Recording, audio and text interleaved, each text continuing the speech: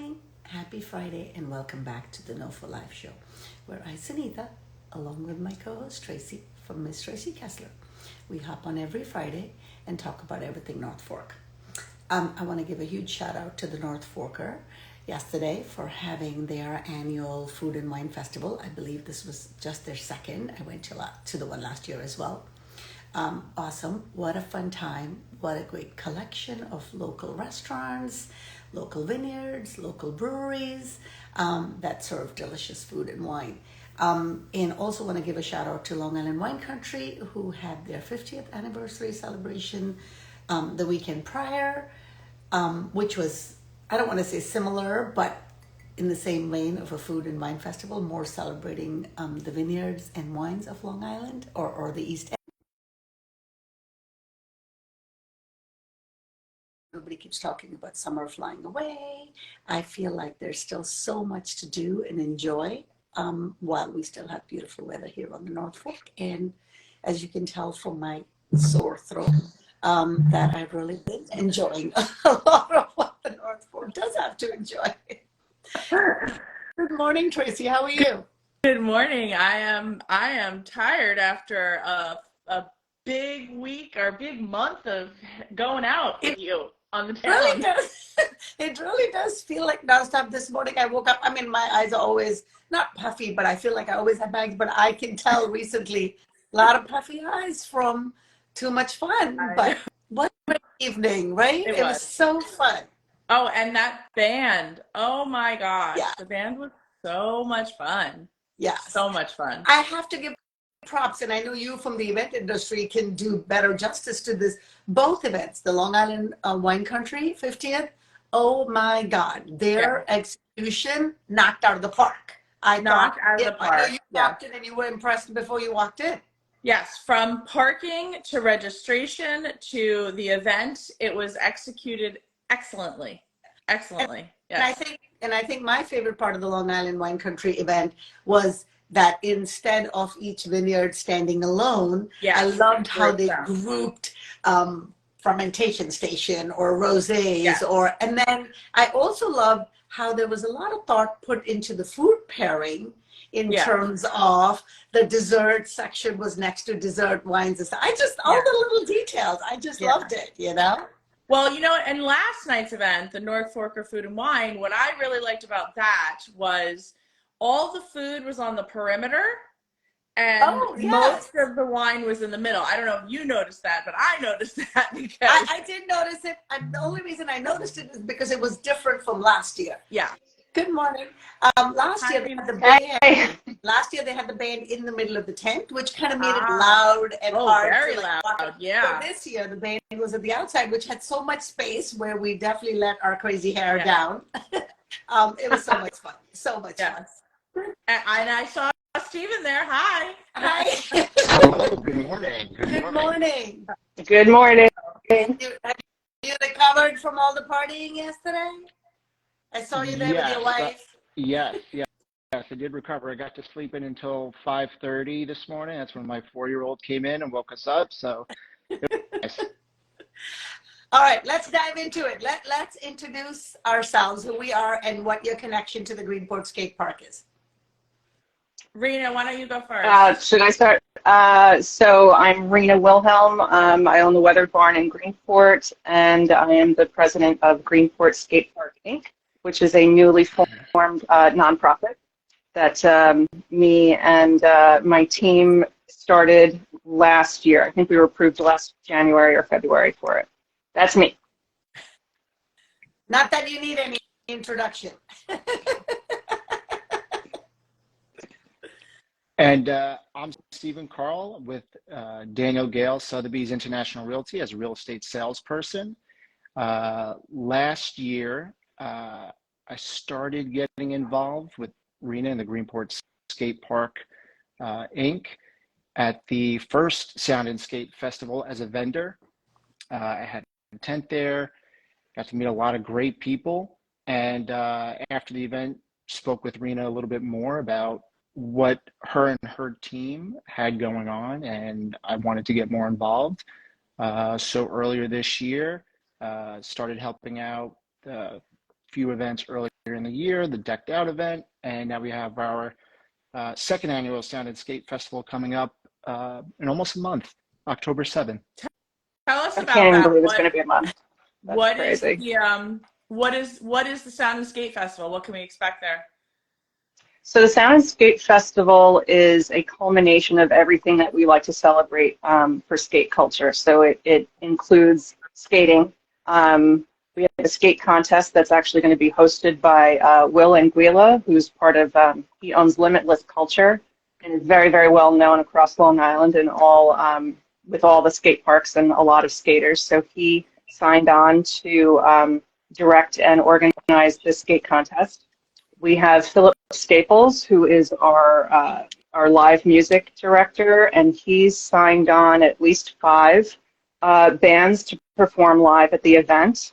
We have we have 25 artists from Long Island, New York City, and New Jersey coming out for a live painting showcase. Ooh. Last year we had 22 artists, and they basically the sizes of the canvases were mural size. So we had them painting during the entire event. That's also a contest. And then we had about 100 vendors. Wow. So yeah, it was big. It was a very large undertaking in 98 degrees in August.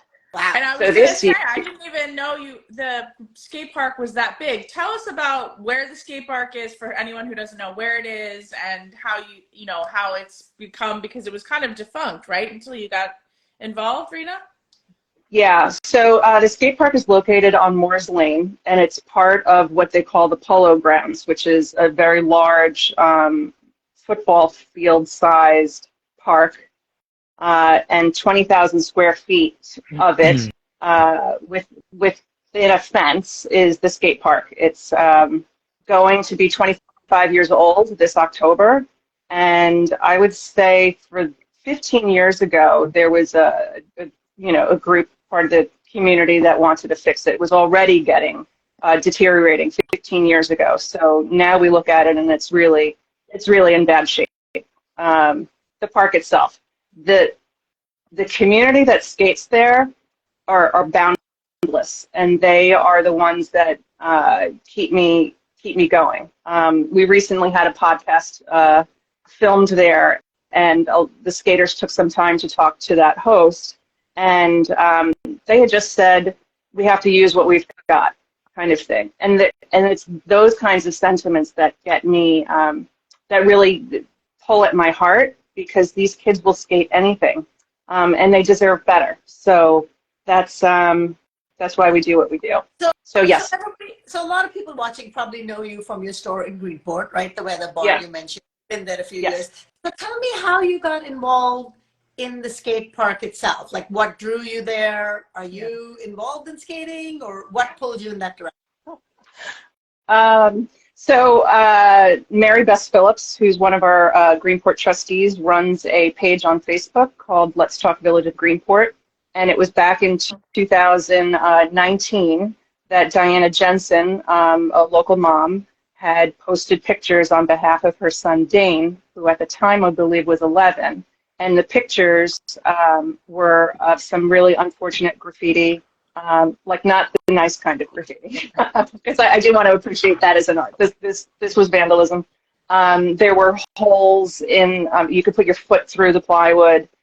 There was crumbling cement, and this wasn't even safe. So I believe Diana kind of did that as a way to get the village to take a look at it and say, okay, what's going on here? This is a village asset, and yet we can't really look at it as an asset because it's falling apart. And I saw those pictures, and I lead with my heart always, definitely not my head. And I'm one of those people who is a get it done kind of person. I didn't even really know what I was doing. I was like, oh, let's just figure it out. And that was back in 2019. And yeah, I don't skate. Jason and I don't have kids, but the kids of our community are exceptional. So yeah. Stephen, it sounds similar to you in a way. You went there to represent your real estate industry and then got pulled into this, I don't want to say crisis, but into this cause where you want to help Do you skate? I don't skate. So like Rena, I don't skate. I think the closest thing I've come to say skating would be freshman year in college. I had purchased a pair of soap shoes, which I'm not sure if you're familiar with these soap shoes are.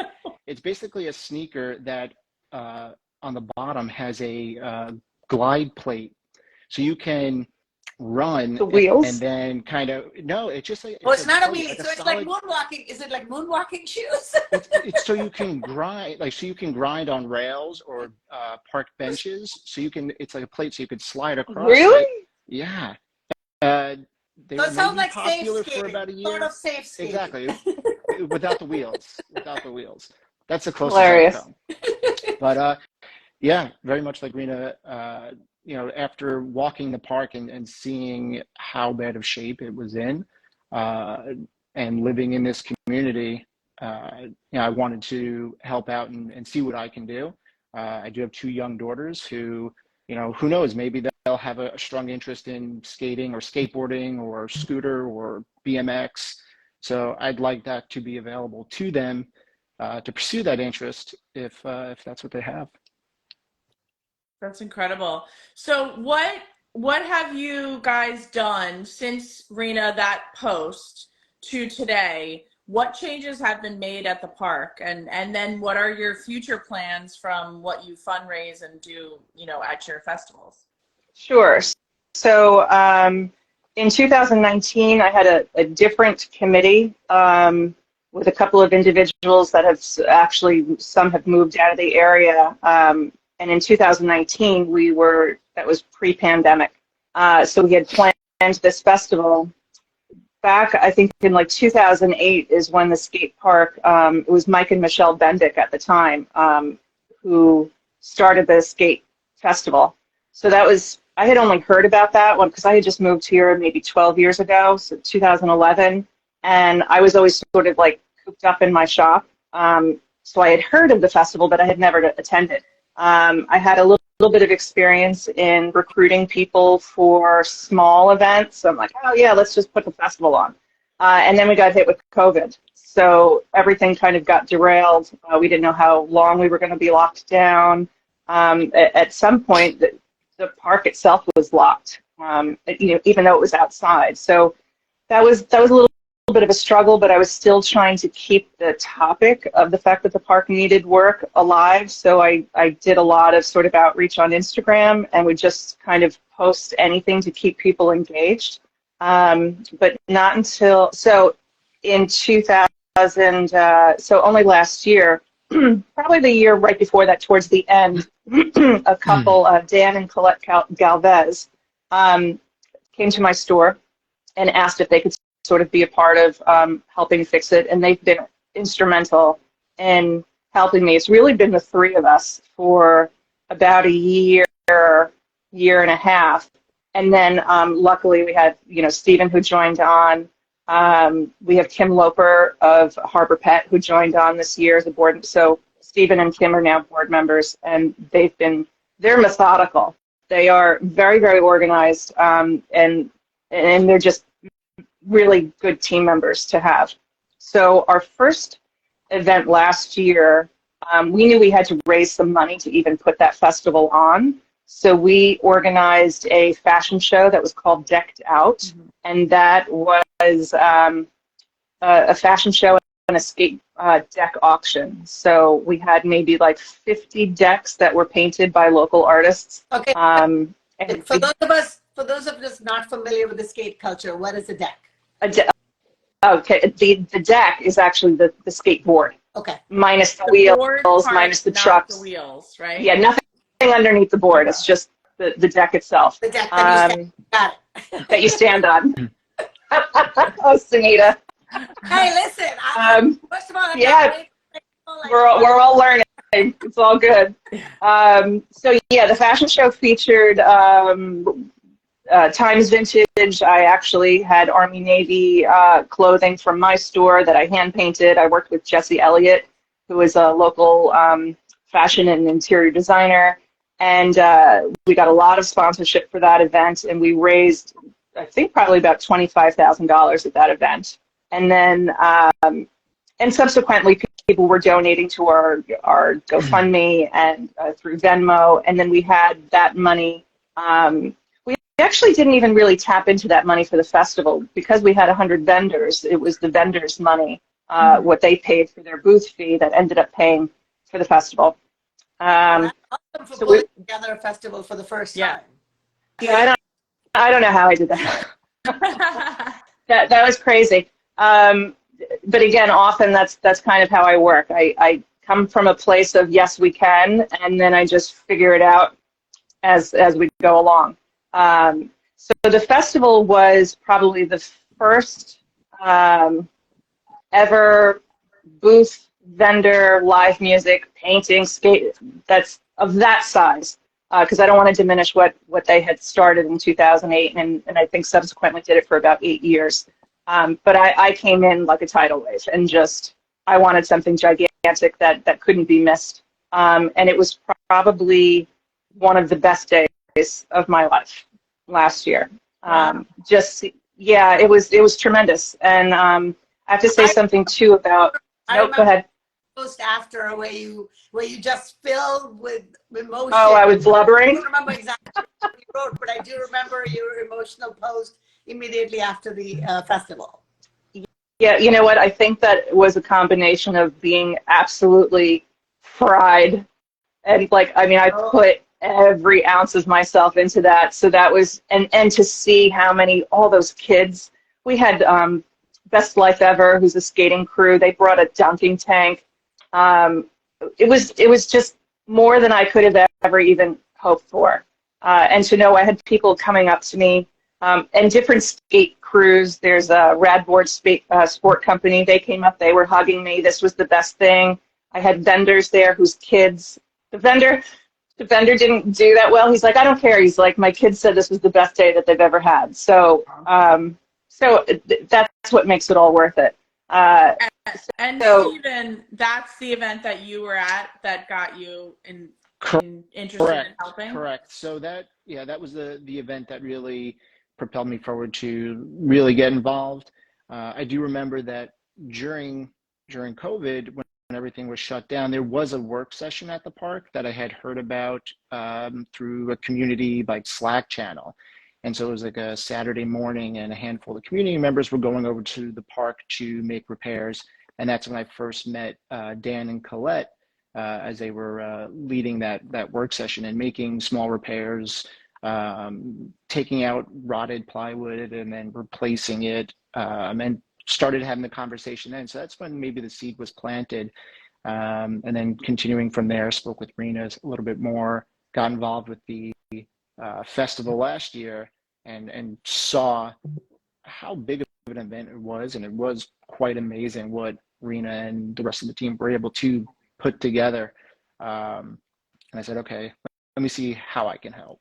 So besides the festival, it sounds like you guys that's a one-day event, but I read something about summer concerts. So you have ongoing things you continue to do in good weather or skating weather there. So tell me a little bit more about these summer concerts.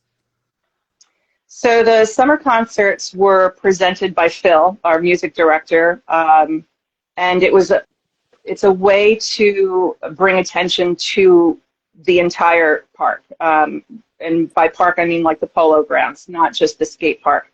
We have Mitchell Park that gets all the accolades, and it's absolutely stunning, and they have dances in the park, but we wanted to try to create the skate park, Moore's Lane, as a destination for families and for things other than the park. And if they would attend any kind of event at the park, I know when I say park, I'll just say polo grounds.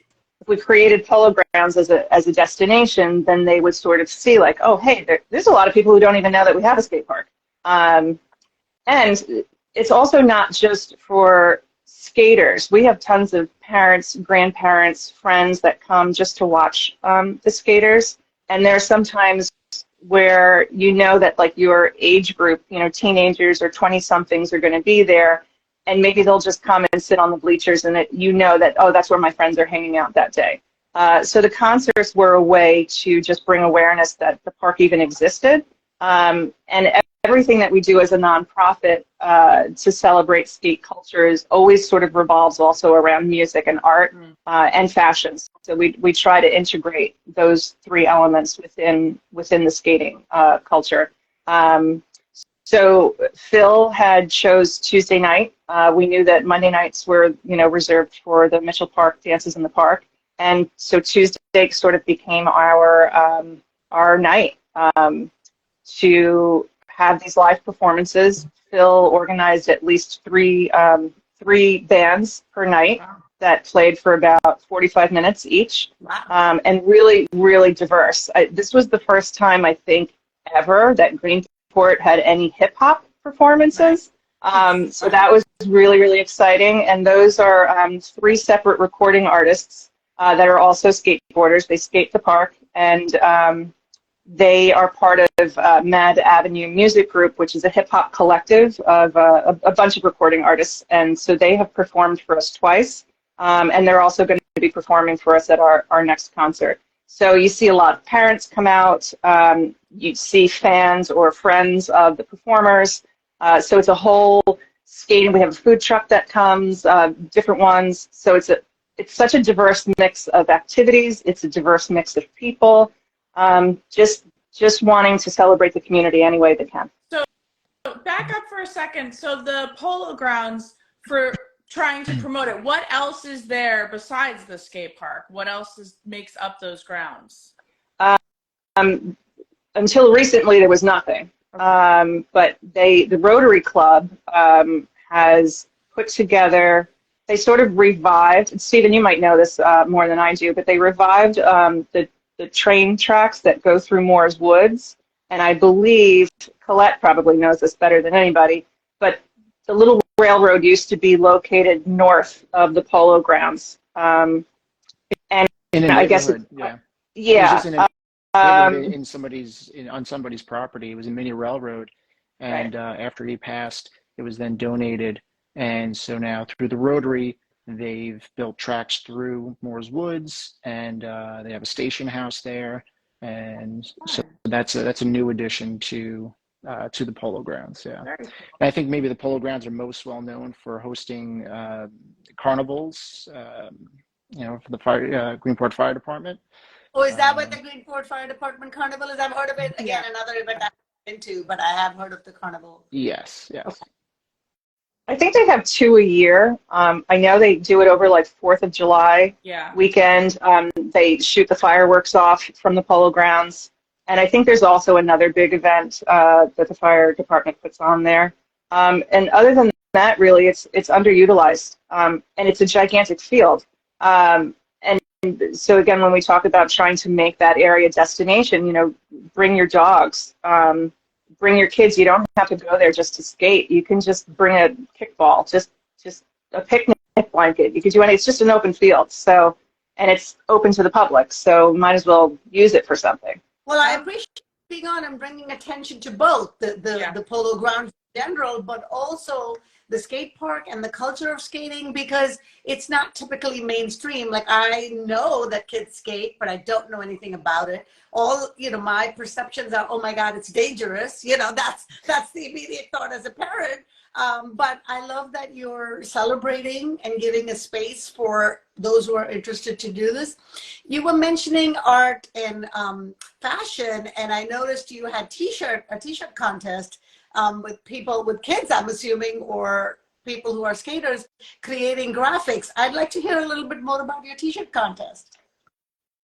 So that was an idea we sort of came up with collectively when we knew we needed, as they call it, merchandise for the store that promoted the skate park. We had come up a year ago. Dan Galvez had worked with Colette's brother, designing a couple of t-shirts and sweatshirts, but they were kind of basic. And again, all of us who are the board members of Greenport Skate Park, Inc., we don't skate. We're not really immersed in the culture, so we decided, okay, what's another way to sort of engage our community? And again, we embrace a very large artist community as well. So we decided to put out a contest. The top 10 entries, we would put the voting online, and the top 3 designs would end up being our official merchandise for this year that we have online, and then we'll sell it at the festival also. Only one of those designers is a skateboarder himself. The other 2 are artists that I've met over the years who have also been involved in the decked out events when they were painting decks. So Renee Brown. Yes. I can't even put into words what kind of art. She's so amazingly talented. It's crazy. And I've known her. She's been a customer of my store, but I've known her for a couple of years. She did a skate deck for us last year and this year, and won the T-shirt contest. And she's also going to be live painting at the festival. Oh, that's great. The guy who won second place is Vincenzo Lacourt. He's a skateboarder and an artist, and he is now trying to pursue his art full time. And he, I don't even know him in person. I feel like I know his heart. He literally put it out there that he's never even entered a contest before, and his design came in second. It's an incredible design because it doesn't just include skateboarding. It actually has someone by a ramp with a hammer. So it incorporates everything we've been trying to do there. And the last artist is Denny Carolina, who did a skate deck for us this year and entered the contest, and her design was brilliant also. So now we have 3 official T-shirts that are available, and that money, of course, goes towards the park as well. So what do you plan to do with the money you raise? What are the plans for it? So originally, it was, we needed, it's gone through a couple of evolutions. Originally, it was like, let's just fix up the park. And then we were approached by the designer of Montauk Skate Park, who was like, I can help you, X, Y, and Z. And we saw what Montauk went through. I mean, they already had a very cool park, but I mean, now it's like extraordinary. And everybody knows, and there are hundreds of people are flooding into Montauk. And they have a bigger sort of skate and surf culture there. So they already had a large audience. So this designer had approached us, and we knew if we wanted anything like what Montauk did and to try to attract as many people as we could, we were talking about like $1 million. And that was heart palpitations, stressful, difficult for just a few of us to try to raise $1 million. So this year, we decided on a smaller budget of like $100,000, and what could we do with $100,000. And that was to just sort of maybe fix more of the rotting plywood, paint, basic sort of like facelift. And then we were approached by someone who donated to us last year, who is a private donor, and had said that if we got to $70,000 or $71,000, he would kick in the rest to get us to that $100,000. So extremely generous, and it's like climbing this little kind of mountain because we still have expenses. We have insurance, we have the website, we have plywood anytime something needs to be replaced. So we'll take like a step forward and then like a couple of steps back, and then maybe we'll get another donor, or we'll host an event that gets us. So it's incremental and it's slow, but we're getting there. So once we get to the $100,000, then we can really start. Maybe we hire someone who has the experience of designing how to improve the parking stages, because the bottom line is that to take any money and put it into something that's corroding isn't a smart investment. Right. So there's areas that could be completely jacked out and replaced with new cement, and we can do that incrementally. And then there's other grants besides us sort of with our grassroots movement. There's skatepark.org, which is the formerly known as the Tony Hawk Foundation. They changed their name. So that's a grant we have an application with them. And then now that we have a new mayor, Kevin Stussy, who's already been extremely supportive of our mission, who is, and not just for our park, but they need a grant writer anyway for other assets of Greenport that need some improvement. So he's already shown his commitment to us. And there are grants available, for in New York State for recreation. And so it's a long process, and I'm not a patient person. So it's a little bit difficult, and also to have that kind of stamina. I want to be able to see this project through. I want the people who have grown up at the park. I don't want them to be 50 by the time that they can skate a state-of-the-art park. So it's slow, and I have to be patient. But Stephen, you can talk about how having Stephen on board. I will say it's going faster than if I didn't have Stephen. Sounds like a marathon, but maybe It is a also marathon. a little bit of this way. You run a little leg, and then somebody else is running the rest of the leg. So it sounds like, Stephen, you're running. No, it's a team effort, and what's great is everybody supports each other and brings different ideas and different thoughts to the table, and we all just want to help push each other forward.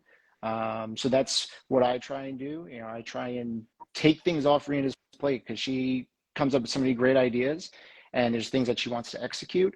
So anything that I can take on and some of the other board members take on, we try and run with it then.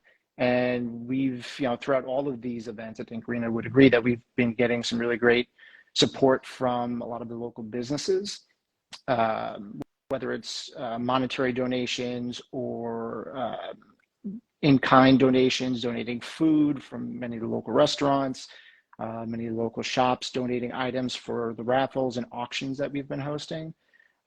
So the support from the community has been there, and we definitely wouldn't be where we are now without that support.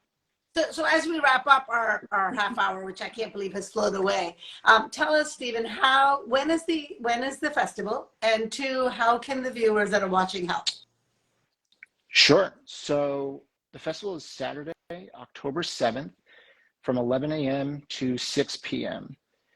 If you are interested in helping out, if you go to the website, greenportskatepark.org, there is a link where you can register to volunteer to help out. We can use any and all assistance, and you don't have to do everything yourself. If there's either something that you're more comfortable with, or you feel like you have a background or a certain skill that would be helpful. If you're a graphic designer, that'd be great. If you are handy and you want to come down to one of the work sessions and make repairs, awesome. So there is, if you're a grant writer, fantastic. Let's get you involved. So there's opportunities for everybody. Event, are there tickets? Can people just show up? How is the festival? It's a free event. It's a free event. So you come, walk around, check out the vendors, you do some shopping, listen to the music, watch the skate contest, inspired to help out next year. Exactly. Like you did. Yeah. Exactly. And you can also, and if you have a small business or you have a business and you'd like to be a vendor, there's also a link on the website where you can sign up to be a vendor. So it's a great opportunity to get your name out there, sell some products, sell your service, and engage with the community. So we usually end the show with a NOFO Live 5, and we've kind of run out of time. But what the last question I always ask everyone is, why do you love being a part of the North Fork community? And before you answer, I just want to say that you two basically embody everyone else's answer.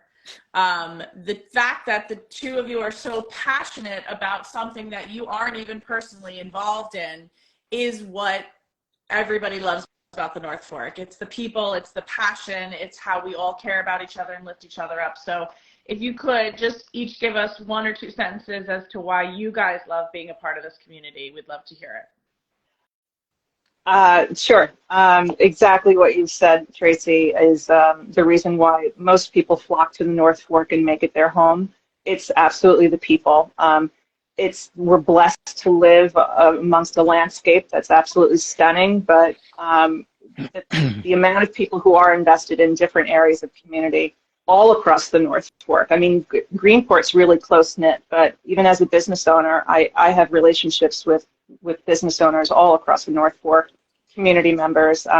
It's a very special place for all those reasons. There's a lot of people that care about a lot of things, and you don't see that every day. Yeah. Stephen?